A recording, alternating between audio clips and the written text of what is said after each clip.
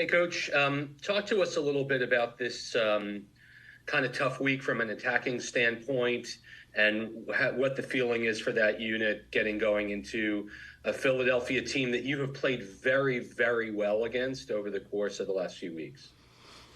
Yeah, I addressed the group today in a couple ways. I think the first way was to just be as direct and honest as possible, and that's always my approach. And what I told them was 3 out of the last 4 halves have not been in our identity and at the level that we're capable of. That's what we've seen, and clearly that materializes in not having 2 good results. We're not quite as dangerous against New England and Miami as we have been against some other opponents when we've gotten results. But outside of speaking about the goals necessarily, really what I want to see more in a response against Philadelphia is to be completely in our style of play, completely in our behavior, and just full commitment towards doing what we do best. And we haven't seen that the last 2 matches enough. But, when you look at the previous 5-6 matches, the Leagues Cup, and then that match versus DC United, you see that completely. And we can be satisfied with that. We can feel good about that. And that's what we need more of against Philadelphia to have a chance to get 3 points at a really difficult place to do that. Next, we go to Gary. Coach, the last time you faced Philadelphia, you had a 1-goal lead, and then, of course, naturally came back 2-1. We know this team can able to score goals. That's a given. What have you spoken to the group about getting the jump on Philadelphia and holding on to that lead and able to get out of there with some points, which you are surely going to need now that you have less than 8 games left? Yeah, that last game, Gary, just to clarify, it was 1-1 in the end, and we end up losing in penalties. But I think to your point, we go up 1-0 and we have good structure, and I think we have a really good first half, and I think we create a really good chance to go up 2-0, and we just don't capitalize on that. So I would say if there are opportunities like that, we have to take them. We have to be ruthless in those moments, but what we have to do first and foremost is have the type of defensive structure and organization that we don't get broken down easily and that we play in an aggressive way and not a passive way. That's what will give us a chance against any opponent, but certainly an opponent with the quality of Philadelphia. Next, we go to Voss. How's it going, Coach? Of course, a lot of headlines were made of some of the comments that Jim had made last time around. And of course, I know you had mentioned you didn't want to think too much of it, but how can you possibly use that as fuel to just reinvigorate this group and try to just get them, to get those 3 points and start strong? Yeah, I appreciate that question. And what I would say is we do not need external motivation right now. We need to look inside ourselves. We need internal conversations about what we do well and what we need to improve on, particularly from these last 2 games.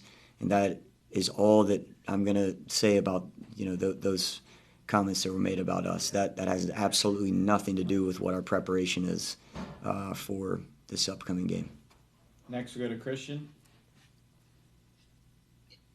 Hi, good afternoon, Coach.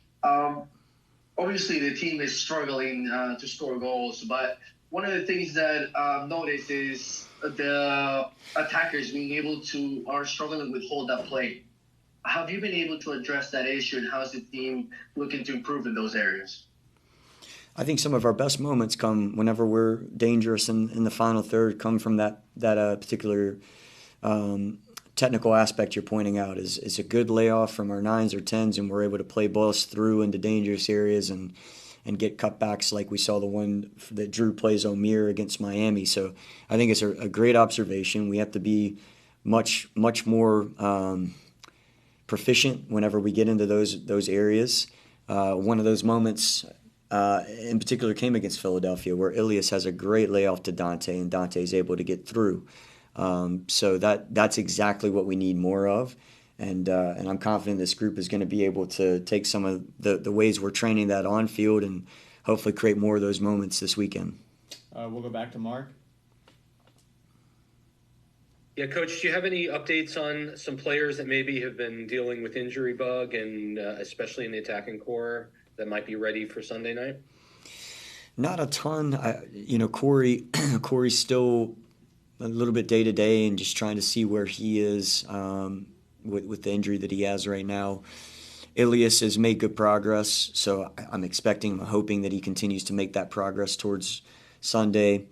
Dante, was able to come on, but again, we have to see how he came out of that and make sure that, it's not going to be something that crops up again with 8 matches left. That's still a lot of matches, and we don't want to push anyone that's not ready for a full 90 minutes. So that's our attacking core, I believe, that have been kind of in and out the last couple games. Next we go to Gustavo. Coach, good afternoon. Kind of like a similar question Mark did. Can you update us the situation regarding Juan Jose Mina? Yeah, so Juan, it's still just a matter of trying to get the final paperwork in order. As far as I understand it, that process has just been somewhat difficult with the embassy there, but hopefully we're hoping that obviously gets completed very soon so he can join us. Next we go to Daniel Rebane. Sorry to keep the topic on injuries, but also, is there any update on Curtis Afori with the second team? I know he signed with the first team, but just any update on him? Yeah, Curtis is, again, making good progress, and I think he was in training this past week with the second team in a little bit of a limited role, and then next week hopefully he'll progress into a little bit fuller role. Also, Stevie Serrata. Stevie's back with the second team and is going to be traveling with them, so I'm really proud of him for coming through his injury as well. Lastly, Dylan Nealis. Dylan is someone that's worked really hard after surgery to come back into the group, and he's getting closer and closer as well. We have time for 2 more questions with Coach. First we'll go to Mark. Coach, comments on Ibra Kasuli's performance last week and what it means for the whole program to have a player that's excelled so much at the next pro level to come and get first team minutes. I was really, really proud of Ibrahim to be able to earn that opportunity. That's one thing that I always try to say is there's nothing that's been given to him. He's earned that, and he's done so by scoring 15 goals for the second team, by leading that group in a really, really good fashion in terms of just being someone that creates the right environment every day.